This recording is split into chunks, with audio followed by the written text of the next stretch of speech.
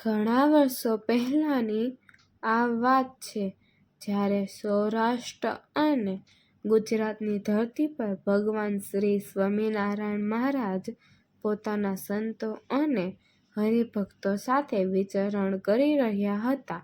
એ સમયે વડતાલ ગામમાં જોબનપગી નામના એક બહુ મોટા અને પકાઈ ગયેલા બહારવટિયા રહેતા હતા.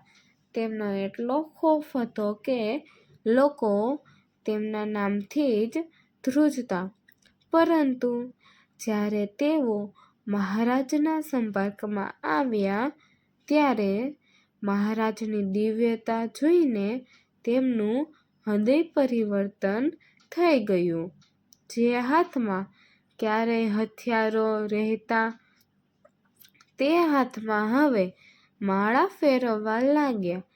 જોબનપગી મહારાજના પરમ ભક્ત બની ગયા અને તેમનું આખું કુટુંબ મહારાજના ચરણોમાં સમર્પિત થઈ ગયું.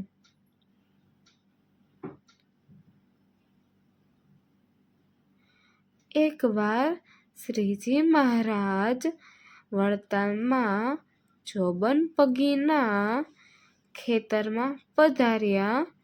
ત્યાં આંબલીના વૃક્ષોની શીતળ છાયામાં સભા ભરાઈ હતી. વાતાવરણ એકદમ શાંત અને ભક્તિમય હતું. એ વખતે વડતાલ અને આજુબાજુના વિસ્તારના હરિભક્તોએ મહારાજને વડતાલમાં જ એક ભવ્ય મંદિર બનાવવાની વિનંતી કરી. મહારાજે હરિભક્તોનો પ્રેમ જોઈને હસતા હસતા હા પાડી દીધી અને મંદિર માટે યોગ્ય જમીન શોધવાનું નક્કી કર્યું. જોબનપગી અને તેમના ભાઈઓએ તરત જ ઊભા થઈને પોતાના સૌથી ફળદ્રુપ ખેતરો મહારાજના ચરણોમાં ધરી દીધા. તેમણે કહ્યું કે મહારાજ, આ બધી જમીન તમારી જ છે. તમને જે જગ્યા યોગ્ય લાગે ત્યાં મંદિરનું નિર્માણ કરો. મહારાજે એ ખેતરોમાં ફરીને એક ચોક્કસ જગ્યા પસંદ કરી, જ્યાં આજે વડતાલનું મુખ્ય મંદિર શોભી રહ્યું છે.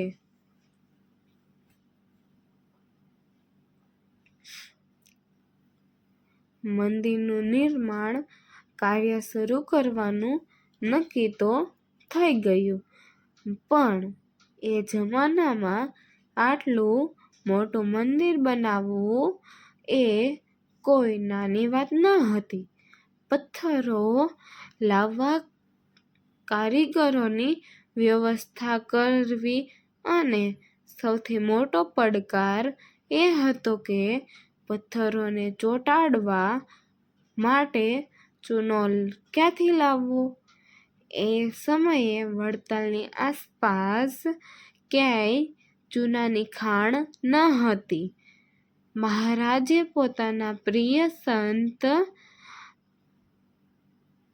સદ્ગુરુ બ્રહ્માનંદ સ્વામીને આ મંદિરના નિર્માણની સંપૂર્ણ જવાબદારી સોંપી. બ્રહ્માનંદ સ્વામી ઉત્તમ કવિ હોવાની સાથે સાથે વાસ્તુશાસ્ત્ર અને બાંધકામમાં પણ નિપુણ હતા. મહારાજની આજ્ઞા માથે ચડાવીને તેઓ રાત દિવસ જોયા વગર કામમાં લાગી ગયા.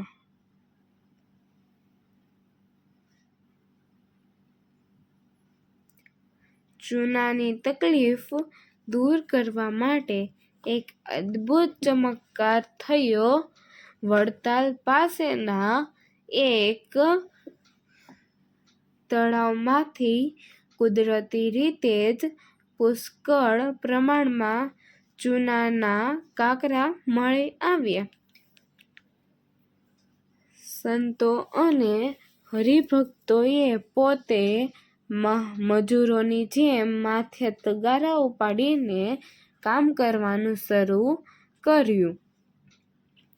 બ્રહ્માનંદ સ્વામી પોતે પણ કાળઝાળ ગરમીમાં ઊભા રહીને કારીગરોને માર્ગદર્શન આપતા. આખા વડતાલ ગામના લોકો નાના મોટા, અમીર ગરીબ બધા જ ભેદભાવ ભૂલીને આ સેવા યજ્ઞમાં જોડાઈ ગયા. ચોબનપગી જેવો મોટો દરબાર પણ સામાન્ય સેવકની જેમ પથ્થરો ઉપાડવાનું કામ કરવા લાગ્યો. ભક્તિનો આવો માહોલ જોઈને આસપાસના ગામના લોકો પણ આશ્ચર્યચકિત થઈ ગયા.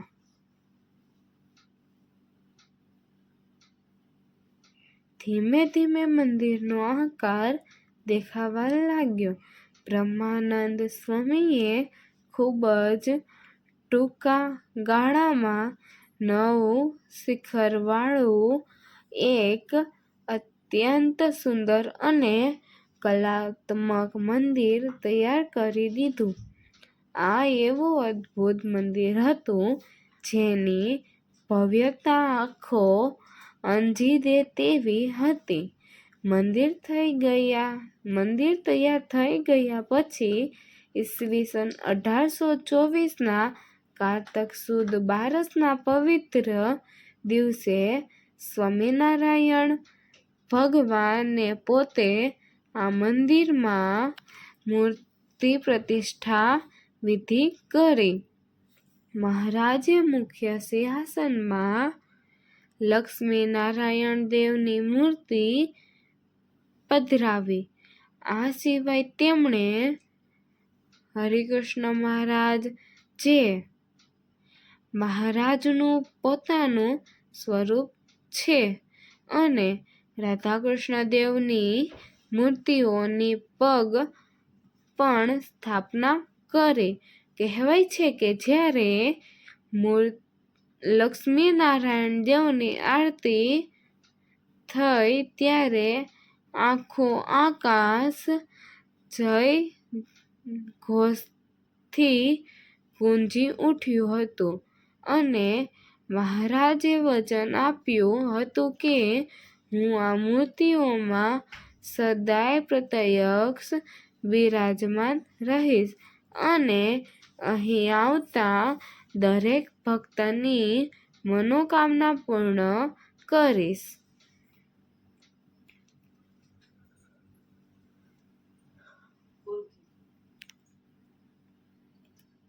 આ જ વડતાલની ભૂમિ પર મહારાજે સંપ્રદાયના ભવિષ્ય માટે 2 ગાદીઓની સ્થાપના કરી, જેમાં લક્ષ્મીનારાયણ દેવ ગાદી વડતાલ અને નરનારાયણ દેવ ગાદી અમદાવાદ તરીકે ઓળખાય.